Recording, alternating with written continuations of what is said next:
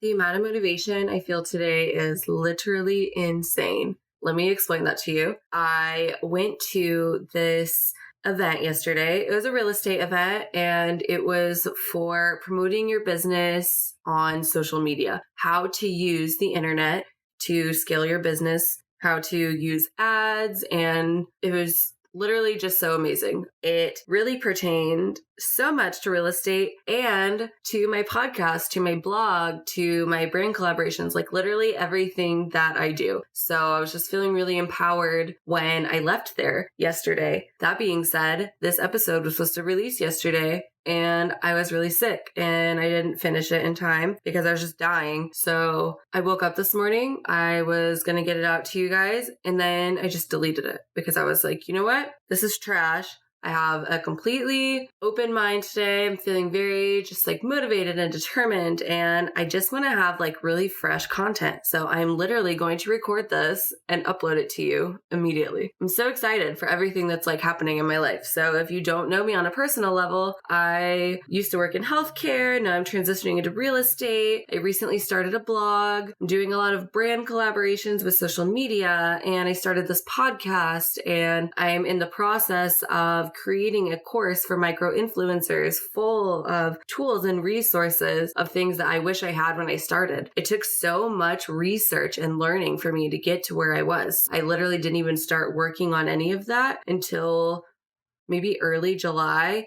And here it is, September 2nd, and I have scored thousands of dollars of free products and cash. So I'm just like ready to exert all of this knowledge that I have and just like build all of these different streams of income. And I'm just like on this like money mission right now. I'm just like ready to have this amazing lifestyle to just help people. Like I think I just thrive so much on being able to share what I know in hopes that it's going to affect somebody somewhere. I am just like on a cloud today. I'm ready to just do shit. I'm just like really pumped. I'm very excited. I really can't wait to see where all of this goes. That being said, I have switched the podcast to every other Thursday instead of weekly now. I have a lot of things on my plate. I am trying to accomplish a lot of different things. I also preach so often on self-care and the importance of making me time and meet with my family and things like that. So yeah, I'll be releasing an episode every other week now. Hopefully that creates better content for you guys and puts me in a better mindset and time to work on all of the things that I'm working on. So this week we are talking about red flags in a relationship. Now, red flags are associated with toxicity, and toxicity can be in an intimate relationship or it can be in a friendship, a relationship with family, colleagues. It's honestly just any relationship that is not beneficial for you.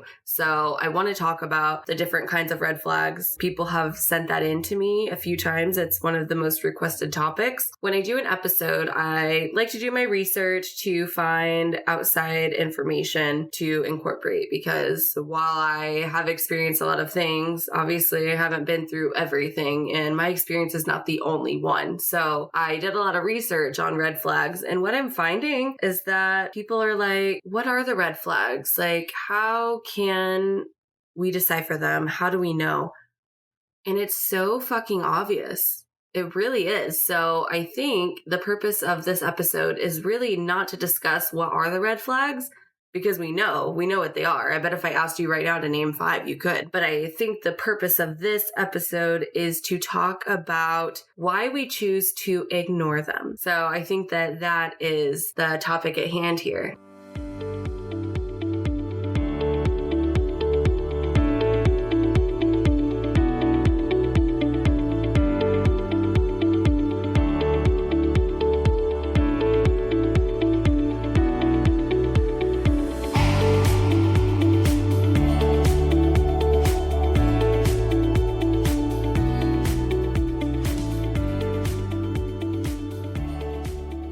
So during my research of red flags, I came across a few lists. I'm just going to name some of the most common red flags.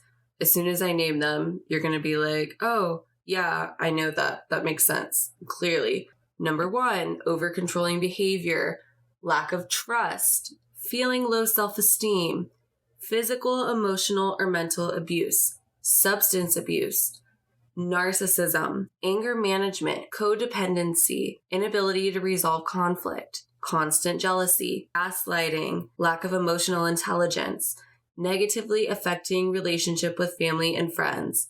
This is a list of 13 common red flags on betterup.com. HeySigmund.com has a list of 15 signs of a toxic relationship, aka red flags. It feels bad all the time. You're constantly braced for the gotcha. You avoid saying what you need because there's just no point. There's no effort. All the work, love, and compromise comes from you. No is a bad word. The scorecard. Let me show you how wrong you are. There's a battle and you're on your own again. Physical or verbal abuse, or both. Too much passive aggressiveness. Nothing gets resolved.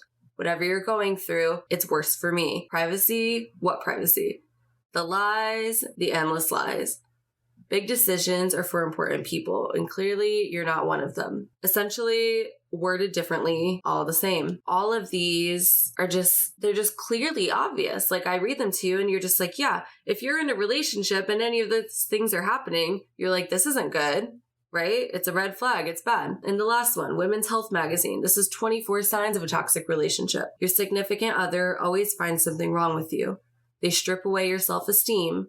There's a clear imbalance of power. They're controlling and excessively jealous. You're not practicing self-care. You keep waiting and hoping for them to change. You feel very insecure. Your significant other never takes responsibility. Your partner is constantly stonewalling you. Your family and your friends are concerned. You don't have the type of trust that you should have. You feel worse when you're with them, often. You feel drained. Your partner is always offering quote-unquote constructive criticism, even when you don't ask for it. You don't feel like yourself around them. They don't bring out the best in you. You don't have a positive feeling about the future. They like to play games. Your partner never remembers your schedule. They're always blaming other people for their problems. Your significant other is super competitive with you. You feel like you do all the work in your relationship. You're always making excuses for their bad behavior. The relationship is borderline abusive. That's from Women's Health Magazine. I think I want to stay talking about this specific list. It has mostly everything combined and it is the most straightforward. Are there any of those that you heard that if they were happening in your relationship, you wouldn't think, yeah, that's a bad sign. That's a red flag. It's so obvious, right? It's ridiculously obvious. And so I just want to talk about why we just ignore them, because the majority of this list felt like my last relationship. And so I just kind of want to touch on all of these signs, and discuss mentally what is going on. So your significant other always finds something wrong with you. I feel like this can be directly related to many of the signs. However, I know a big thing for me was always just you're not doing enough. I was working constantly, most of the time working 2 jobs, and I was just exhausted. I'm taking care of 3 kids and 2 of them are 3 and under. So, that's a lot. It's a lot for anyone. And so on a weekend, if I wake up and I just want to lay on the couch and watch TV, it's just why aren't you doing something? That has directly affected my relationship now because I don't feel like I'm allowed to just chill, which I am, and I feel so bad for Gary because he's always pushing me to just relax or do things that I want to do and to try and help the situation. But it's just scarred into my brain. What if he's just saying this, but he doesn't really mean it? And I know that's not the case, but it's so hard mentally. This stuff follows you. And it's been almost 2 years since I was in that relationship. And it's still affecting me now. With my ex, it would be okay, I'm just gonna chill. And then he would start cleaning the house or something. And it's just why aren't you helping? Oh, okay, I'm sorry. And so I would just feel like I had to do it. If he decided this is when we're doing it, then that's just when we were going to do it. So now Gary can just be going to the kitchen and decide he wants to do the dishes. And I'll immediately stand up and be no, go sit down. You don't need to do that. Like, that's my job. He's like, it's not your job. I'm like, yes, it is. It's my job. Like, you should not be doing this. And so I feel this immediate need, like, I either need to help or I need to take over. And it fucking sucks. It really does. But that's just the way that has affected me. The second thing on this list was they strip away your self-esteem. So that was like a slow developing one. And I feel like a part of that had to do with the jealousy and control thing. When I met my ex, I was in cosmetology school. So I was really dolled up all the time. And you know that after a few months of being together, I got pregnant with my daughter. And so I was still in school, but I was having morning sickness all the time. So I didn't feel like motivated to get ready. However, there were some days where I woke up and I just felt really good and I wanted to, do my hair and makeup. All of a sudden it was just like, why are you wearing that? Who are you meeting today? And it was just like, there had to be a reason why I was dolled up. Like, I just want to because it makes me feel better. And then I would constantly get accused of cheating or whatever because I just wanted to put makeup on. Like, I went to beauty school because I enjoy doing that. I love makeup. I really do. I love it so much. I don't wear it as much now. Living in Hawaii, it's just like hot all the time and it's just easier not to. I've really been trying to embrace my like natural beauty, but at no point in time is Gary ever like, why are you wearing that? I went to the real estate event yesterday and I did my hair and I did my makeup and fake lashes and just like the whole thing. And weirdly enough, like I started to feel uncomfortable. Like, why am I looking this nice? And I have to like remind myself that, I'm in a healthy relationship and it's fine. He's like, no, you look amazing. Like, I hope you have so much fun. Make sure you take your time, like enjoy yourself. I'm not used to that at all. So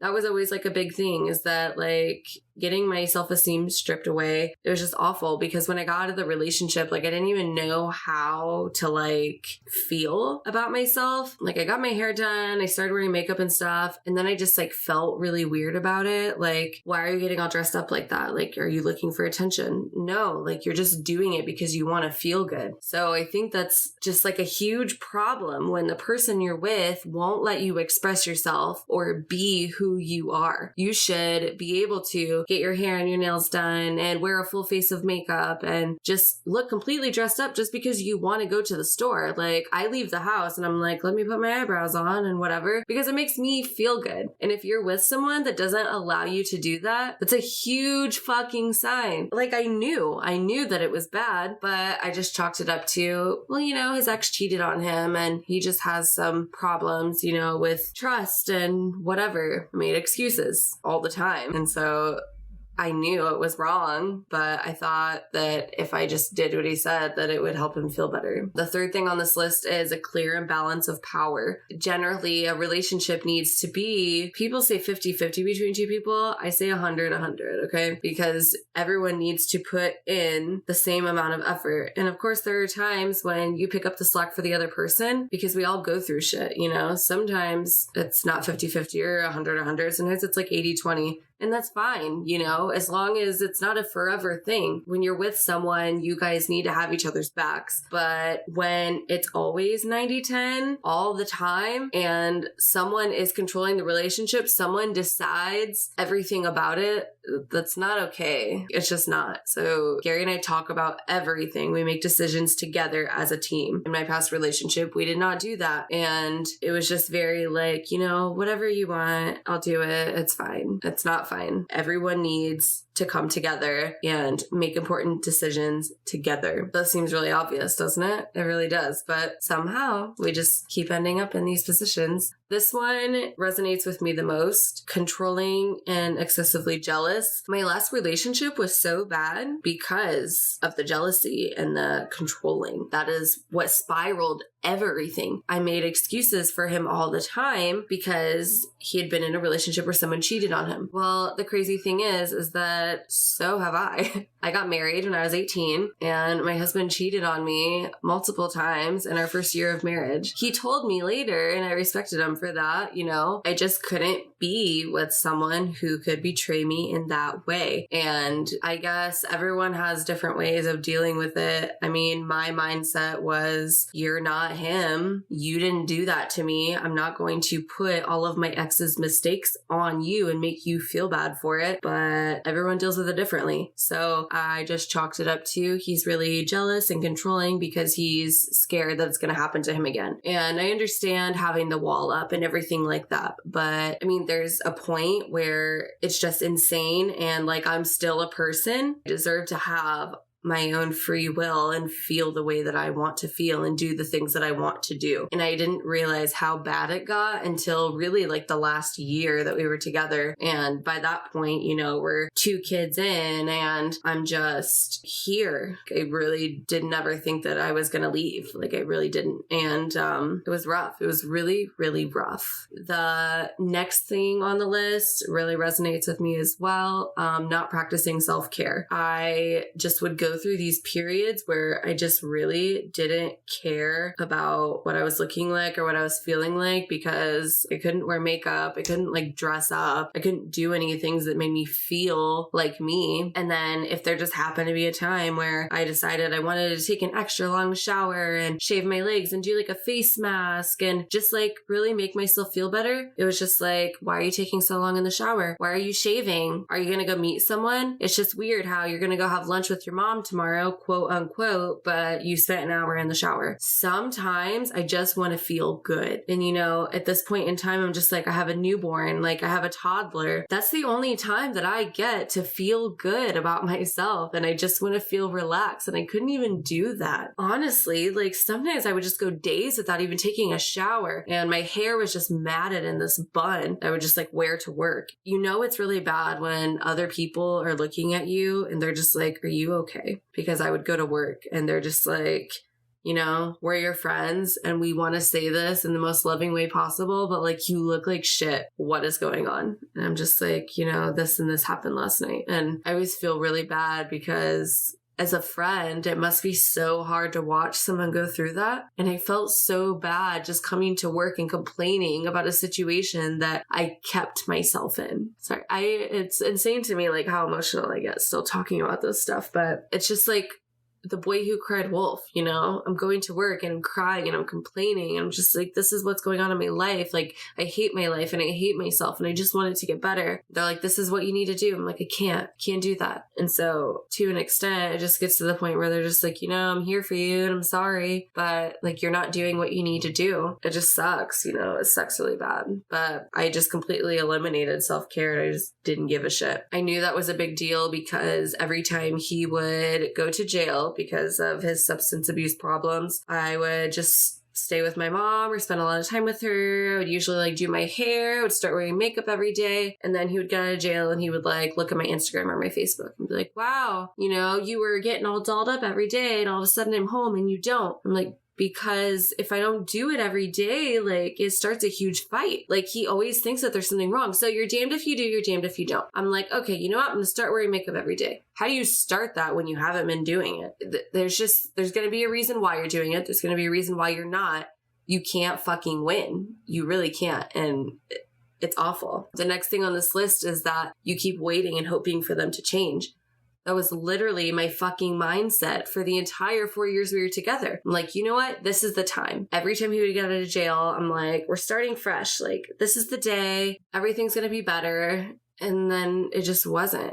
I mean, again, the boy who cried wolf. Like, I kept putting all my eggs in this basket. Like, this is the best time. And I remember the last year we were together, we lived in a really nice house and we lived on this cul-de-sac. We had a big yard and we finally had enough room for everyone. We had a garage. Like, I had a good job. I'm like, okay, this is it. Like, this is where life gets good. And that year in that house was the worst fucking year of all of them. It was absolutely fucking terrible. I just continued to make excuses. Sign number 7 says you feel very insecure. So the article says when you're in a healthy relationship, there's a significant back and forth where you're complimenting each other, bringing out the best in each other and letting each other know, I care about you. I'm here for you. And this is why. If you're in a toxic relationship, that's just not happening. I realize the difference now being with Gary. And I'm going to use this example so much because the contrast between these two relationships is like, can you even be more than 360 degrees? Like, it's just a fucking different universe, right?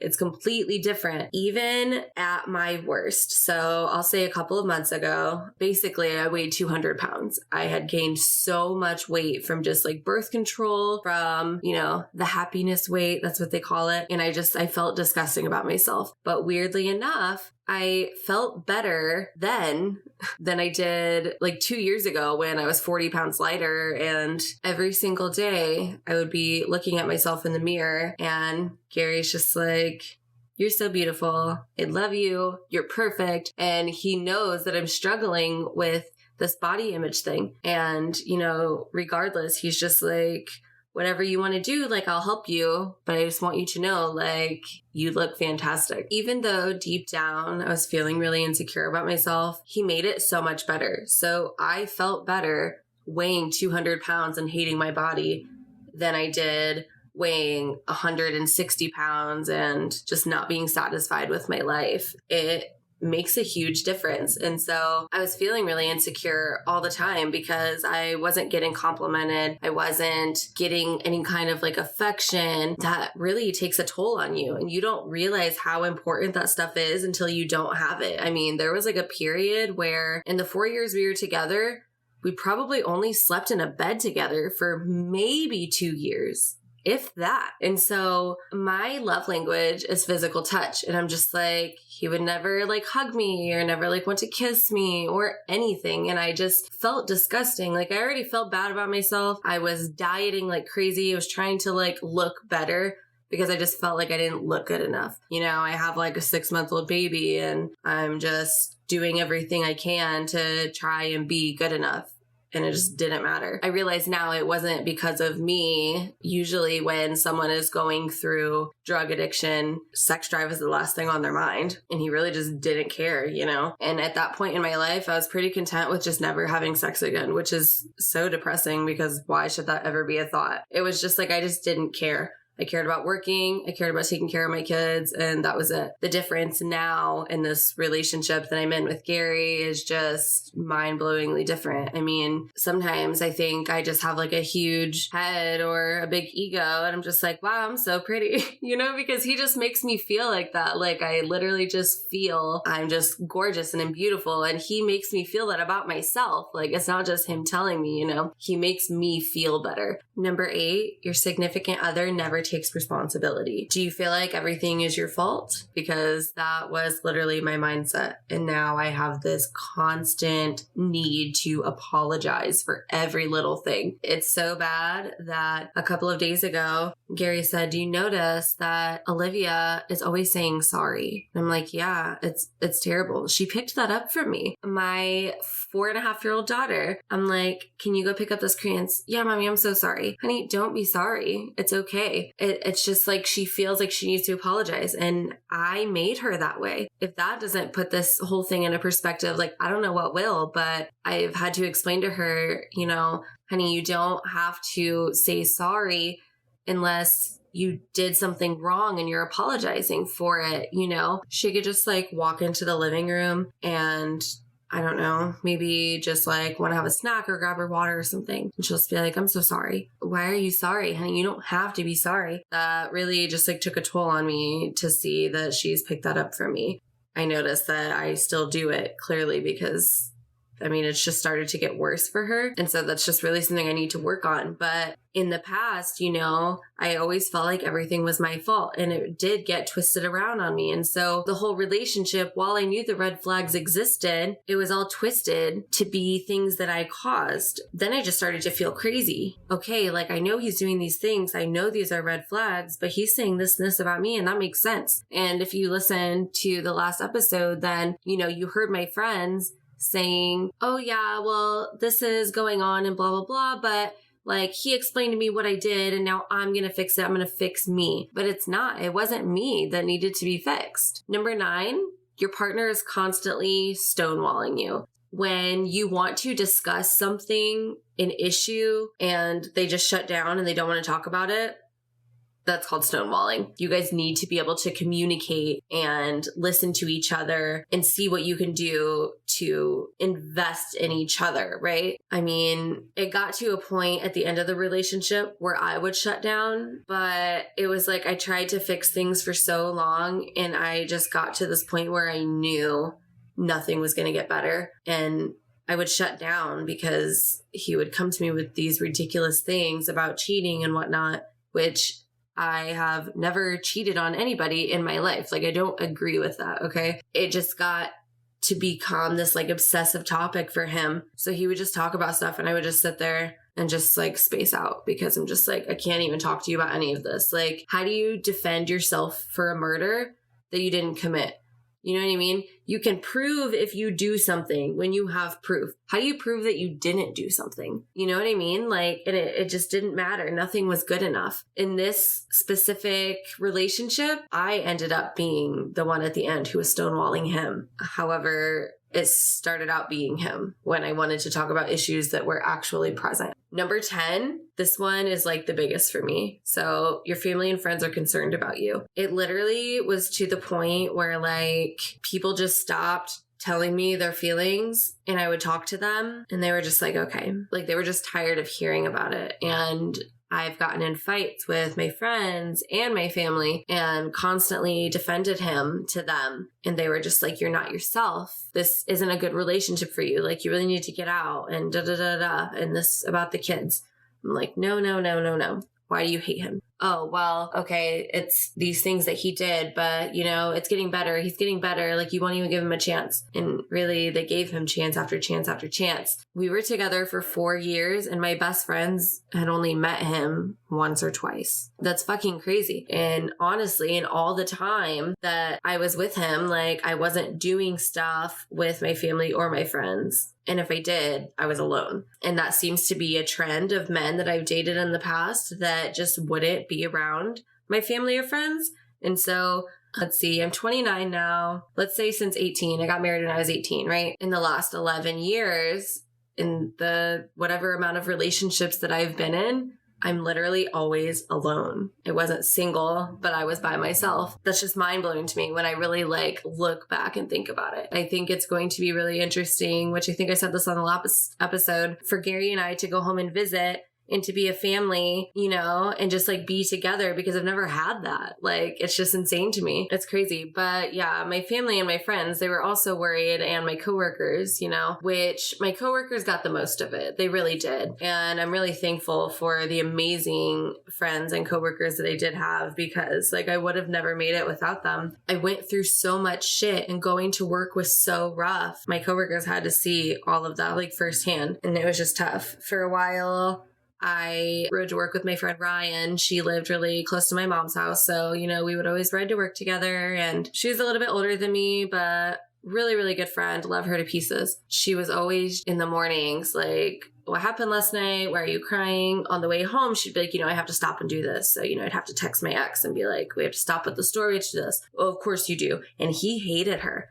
And I think it's because, you know, she saw what was going on, and she tried to support me in every way possible, and he couldn't stand it. She was always really understanding of like what I was going through. So if there was any way that she could help, you know, then she would. But I know that there were a few times where I literally had to like record our car ride and where we were, or to like FaceTime him. She was just like, fuck this shit. Like, how can I get you out of that? I'm really just thankful for her, because she was such a rock for me. 11 says you don't have the type of trust you should have. That's just obvious. I literally had none. I mean, I was taking pictures of the clock at work with my tattoo next to it. So he knew I was working, and he knew I was taking the picture and that it wasn't somebody else. That's insane. And, you know, I knew it was crazy, but going back and seeing all of those photos on my phone,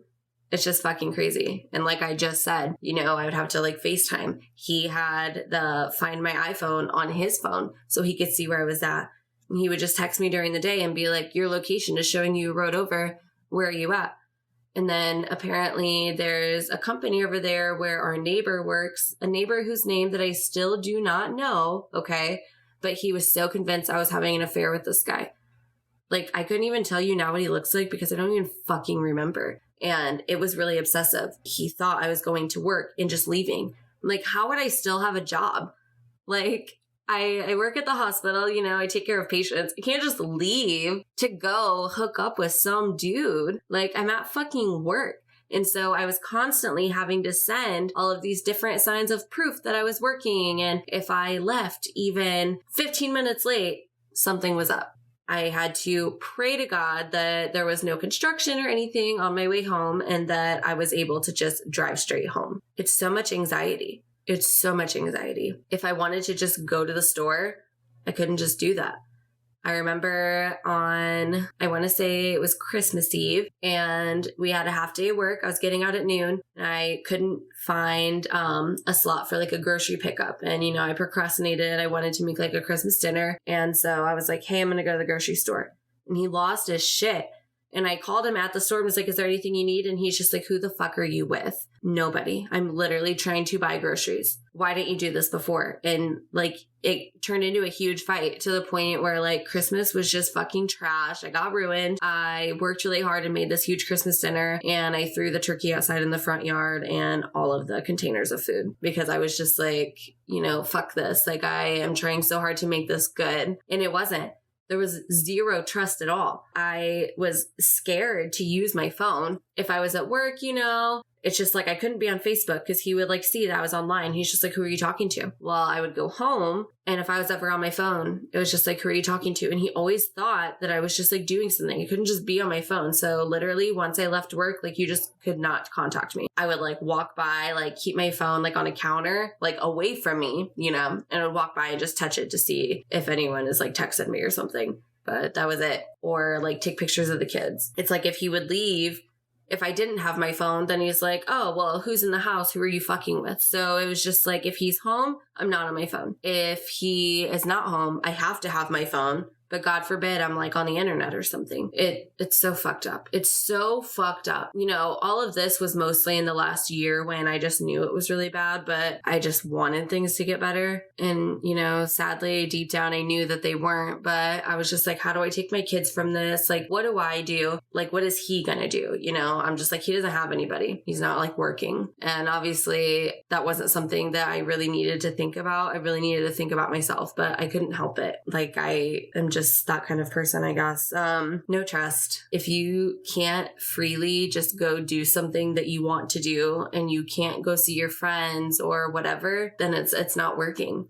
I mean, his mom, his own mother, had like a jewelry party, and she did it at the bar that I used to work at. Apparently, I didn't tell him it was at the bar. So he was convinced that I was there cheating and that his mom knew, or she didn't know. Apparently, I would just tell her I need to go to the bathroom, and then I would just slip out and go have sex with some guy and then come back to the party. A fucking jewelry party with his mother. Like, this is the kind of bullshit that I'm talking about. And you hear this and you're just like, why the fuck did you stay?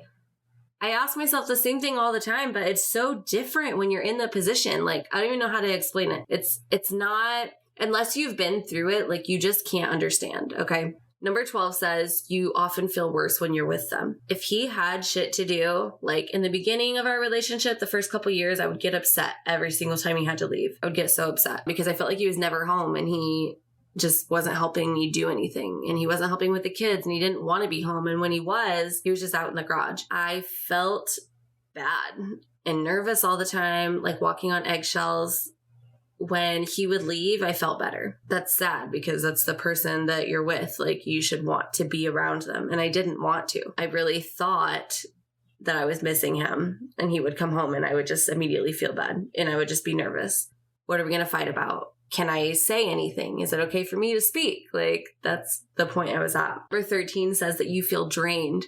Oh my God, I just literally felt dead every single day. Like I mentioned earlier, there were times where I would go like a week without like showering. My hair had been in the same bun for over a week and it was just getting like matted and gross, and I was just mentally exhausted. I just wanted to come home and just lay down and sleep forever. And I mean, I think that I had been on like 4 different antidepressants and nothing was really doing it. There's no amount of medication that's going to save you from a toxic relationship. 14 says that your partner is always offering constructive criticism, even when you don't ask for it. I felt like I couldn't do anything right, and he was always correcting me. I couldn't even drive. Do it this way. Why are you doing this? Like, I constantly felt like I was under surveillance and being evaluated for every single thing that I did. It was extremely frustrating. It really was. Number 15 says that you don't feel like yourself around them. I honestly just forgot who I was. And so when we split up, I went through like a little phase of like, you know what, I'll try some dating apps, whatever, get some free dinners. And they ask you all these questions like, what are your hobbies? What do you like to do? I'm like,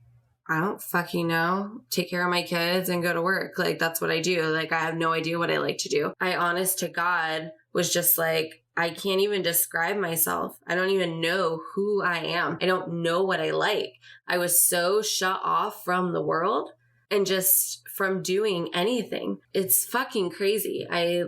It's so weird, like, bringing these things up and talking about them again, because it just starts to like make memories come back. And it's just mind blowing to know that 2 years ago, that's where I was. It's really insane to me how far that I've come. But, you know, you don't feel like yourself, and people notice that you aren't yourself. I mean, Lexi and Shelby said on the last episode, like, we haven't seen the real you in such a long time. Like, we don't even know who it is, but whoever you are now is happier and outgoing and just this completely different person who's just like happy, and we love that person. So whoever I used to be, I don't know, but the person that I am now is amazing. I know that like my family was so happy to just see me smiling and doing music again and things that I really love to do, things that I just like let go of. You start to lose sight of who you are. Number 16 says they don't bring out the best in you. So the article says the best you could be is someone who's really confident and is a lot of fun and doesn't have trust issues. But if you become the opposite of that,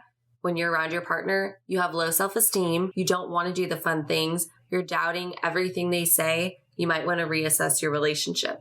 Basically, if you were a happy, confident person before you met them, nothing should change. So I feel like all of my worst flaws came out. I've always kind of had a little bit of like an anger issue, which is crazy because I'm such like a positive person, but usually I'll just like bottle things up and then they just like explode. I just got to this point where like I didn't even have to bottle it up anymore. Like I was just constantly angry and mad. It was not the best version of me. Like I just did not like who I was. Another part of that, the gaslighting and the like reactive psychosis. So in the last year of our relationship, I was just to this point where he would push and I would push back 10 times harder because I was just over it. Like I was over feeling the way I was feeling. I was angry all of the time. I mean, I was just like throwing things and just screaming all of the time and just like acting crazy.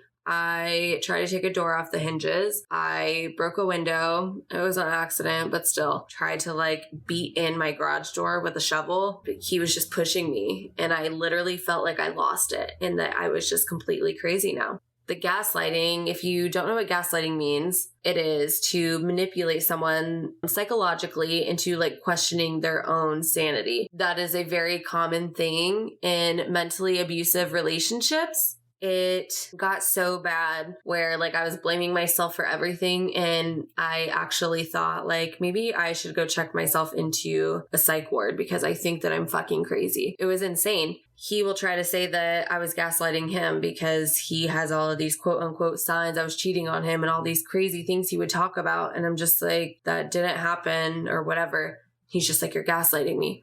No, like it legitimately just didn't happen. And so he started to make me think like, am I a bad person?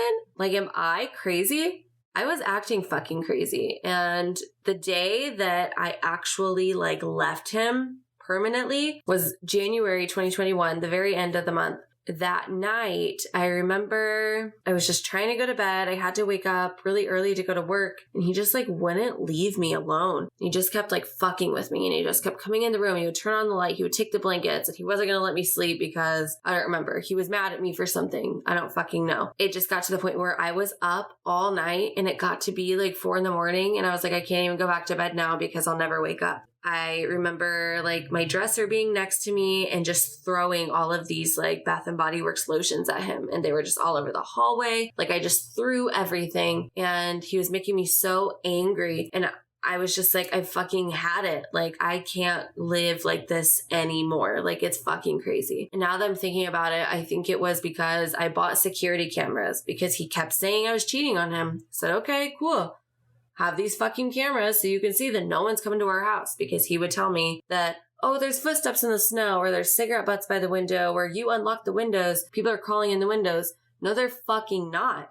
Like, they're just not. We hadn't gotten the cameras set up yet. And so they were just like in the house. And there was literally one like in the bedroom. And I was going to bed. And he's just like, oh, it's so weird. The camera's not working. And he thought I was like doing shit to it with my watch, which I wasn't. So I tossed my watch into the living room and I've literally never seen it ever again. I had to buy a new one. He was literally sitting in the garage watching the security camera in the bedroom to make sure that there wasn't a dude sneaking in the fucking window, because I'm just going to, you know, have men come in the house while my boyfriend is 30 feet away. Like, what the fuck? I literally was just like going insane and I was so angry. I'm just like, I threw my watch. I was throwing shit at him and I was just like, leave me the fuck alone. Like, leave me alone, leave me alone, leave me alone. And I'm just like screaming this. And so I just go to the living room because I couldn't go to bed, you know, and he like takes my phone and goes in the garage and locks the door. I'm like, okay. So he has my watch and my phone, I think, because then I lost my watch later. But yeah. And then he's like, I text your boss and told her you quit your job. I'm just like, what the fuck? Well, he like opened the garage door later and then I couldn't find my phone. He like locked it in his toolbox or something, but I found his phone. I remember like calling my mom from it and just being like, if I get arrested, like, then I need you to bail me out because I'm about to call the cops and I'm fucking pissed. And I think I messaged Heather, which was my boss at the time, from his phone. And I was just like, hey, I don't know what Nick said to you, but this is what's going on. Like, I'm trying to get there. I'm really sorry. Like, I wasn't even late yet. It was still really early in the morning, but he said that he was like texting her to say, quit my job. I had like went out and started my car because it was cold out, you know, and he went out there and took my keys. And so I didn't have my phone. I didn't have my keys. Like, I didn't have anything. I walked outside with his keys and I just threw them in the fucking street. And I was just like, fuck you, dude. Like, I was so pissed. And then he locked me outside. So I have his phone. I'm outside. I have no coat on. He has my keys. He has my phone. So I call the cops from his phone. And I'm just like, look, I have to go to work. My boyfriend took my phone. He took my keys. Like, I found his phone. Of course, he just unlocked the door and said I was being crazy, and then told me that if one of us was going to go to jail for domestic violence, it was going to be me. At this point, I'm just so fucking pissed. I don't remember if I'd found my phone yet or not, but at some point I was so angry with him, I went out into the garage and I just ripped shit off the walls and knocked over all his toolboxes and everything. Made it to this point where I just like couldn't do it anymore. Like, I really couldn't. Honestly, at this point, the cops were so used to coming to our house. It was really depressing, and we were pretty much like on a first name basis at this point. But yeah, they ended up coming and just staying there until I could leave. And, you know, I told the kids, give your dad a hug, blah, blah, blah. And then I took them to my mom's and I went to work and I didn't go home. I just went to my mom's and I was like, you know what, I'm done. Like, I'm not doing this anymore. When I would say things like that to him, he would just pull out these like suicidal cards and just say like, I'm going to kill myself because I'm not good enough. And like, you ruined my life and all this stuff, and would try to make me feel bad. If you don't know me on a personal level, my brother committed suicide in 2015. He knows that. He knows it's a very sensitive topic to me, and he used that against me. And he would send me videos of him just like eating pills and crazy stuff to try and make me come back. I had to be like, I can't come back. Literally, I had to like get a hold of the cops and have them go to the house with me to be able to get some of my stuff. And it just ended up being crazy. But I know that just like spiraled off from they don't bring out the best in you, but I seriously mean it because he made me literally crazy. So number 17 says you don't have a positive feeling about the future. I used to, and I kept hoping it was going to get better, you know, and then it just got to this point where like I had started nursing school and I didn't have the support to be able to work full time and do that so I couldn't finish, you know. I just stopped feeling hopeful about things. You know, I would go to work and I'd feel really motivated, and then I would get home and then I would just remember like, this is kind of where we're at. Number 18 says they like to play games. So usually this type of thing just means like, kind of like what I said before, like I would try to leave and he would say all these things to get me to come back.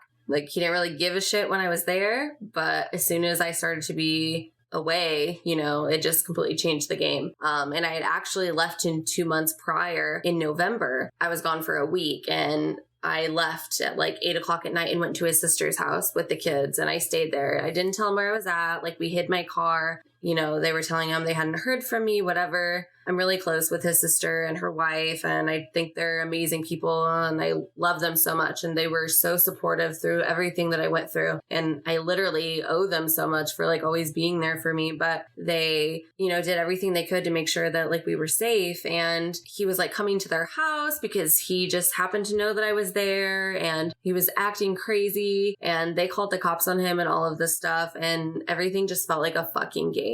Number 19 says that your partner never remembers your schedule. Well, yes and no. So it started out that way when I had a lot going on, and then it just turned into I work Monday through Friday. These are the days that I work, and that's it. So if there was ever an event or something, you know, he would never remember that. He wouldn't remember the things that were important. So that always really sucked. But he knew when I worked, because if I wasn't home at the exact time that I needed to be home, then that was just it. Number 20 says they're always blaming people for their problems. I noticed this so much with my family. So there was a falling out like with my mom and my stepdad and everything. And it just seemed like he wasn't at fault for any of it. And, you know, I used to blame them for it. And I'm just like, why are you putting it on him? Like, why aren't you doing anything to make it better? But honestly, there were just things that he did that he didn't care to fix. So he was, you know, blaming everyone for the problems. And I should have, you know, realized that then, which is just another crazy thing that you just don't realize, you know. But all of the issues he had with anyone in my family or my friends, all of it was their fault, and none of it was his. And it was my fault too, apparently. So they're never going to take responsibility for their problems. And I did notice it a lot too with like the work he was doing. So he was really into construction and things, and he would often work with someone and then not because there was some kind of problem. And I mean, granted, I'm sure some of it like was because of the people he was working with. But I mean, like, he always just was like, it's not my fault. None of it's my fault. Number 21 says that your significant other is super competitive with you. So it's really good to support each other's goals and be happy when you guys reach your goals. But if it gets to the point where like you feel bad for reaching your goals because that person isn't, or your life is good and you can't celebrate that, then that's a problem. And I know that I would just be happy about things going on at work and just feel really good about myself. And I'm just like, I'm really happy like with where I'm at. And he's just like, oh, good for you. Like, I'm not. It shouldn't be like that. And I will say that now, you know, Gary and I are both very like goal driven, motivated people. And like with all of the work that I'm doing from home with like my blog and my podcast and getting into real estate and, you know, my courses and everything, he's so supportive. And I'm just like, you know, I know that I'm hardly making shit for money right now, but like one day it's going to pay off. And he sees that and he knows that. He's always just like really pushing me to like be better in like the healthiest way. And I love that when I get these really like motivated streaks that I go through or whatever, like it always makes him feel more motivated. So we really just like lift each other up, and it's great. Yeah, you should never be competing with your significant other for anything, period. Number 22 says you feel like you do all the work in your relationship. So I literally did. I felt like I did. I was paying for all of the bills. I was paying for his hobbies and things that he liked to do. I was taking care of the kids. I was going to counseling. He always says that, you know, I refuse to do counseling with him, but I didn't. Like, I went to the first session of couples counseling by myself. And then the guy was like, you know, if you guys aren't going to be a couple, I do couples counseling. So I had to switch to just doing counseling alone. I was doing everything I could to improve the situation, and it just like wasn't improving. Number 23 says you're always making excuses for their bad behavior. That's the whole fucking basis of this episode, is that I've constantly made excuses for every single flag that he was showing. Every single bad thing he was doing, I was making an excuse for it. And it was really pathetic.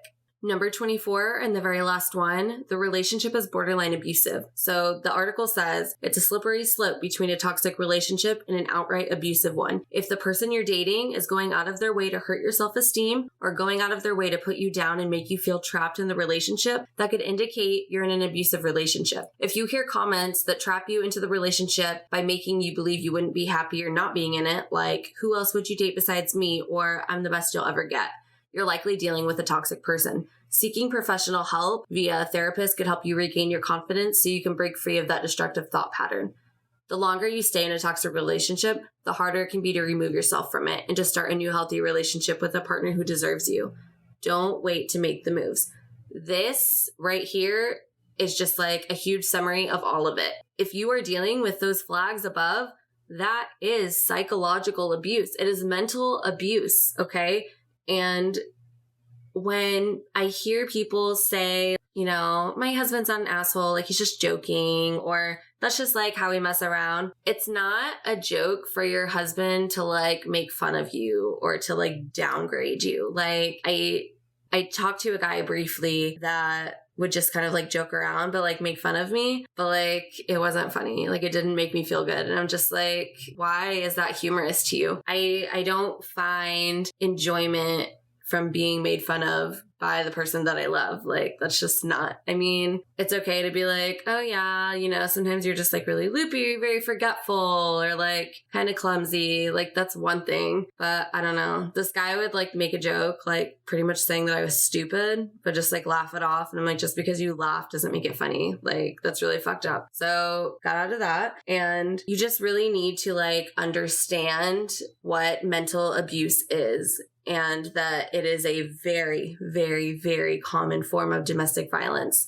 I would like to do another episode about mental abuse and things. If any of these resonated with you, or you felt like that's me, that's a situation that I'm in, then you really need to like evaluate. My email address is listed below if you want to talk.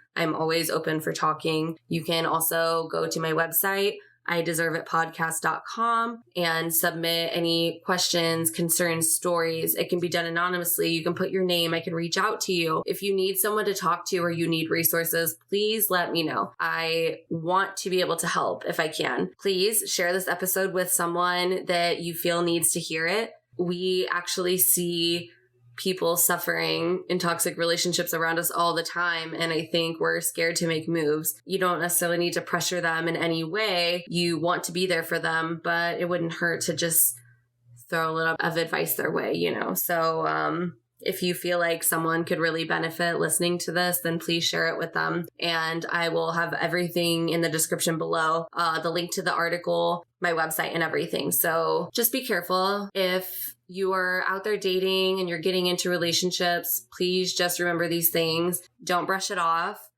If you see any of these, then you'd need to just run immediately. Don't waste your time. Okay. You guys are amazing. Thank you for listening. If I didn't have an audience, like I couldn't even have a podcast. So I really appreciate you guys. I'm trying to get more listeners. So, you know, spread the word. Word of mouth is the best. And I've actually been working on creating a Facebook group for the podcast. So places to anonymously post and things like that. I'll link it in the description, and then you guys can also check out the blog post for this episode. It will have a lot of information as well. So thank you for listening. I'll see you guys in 2 weeks, and have a good day.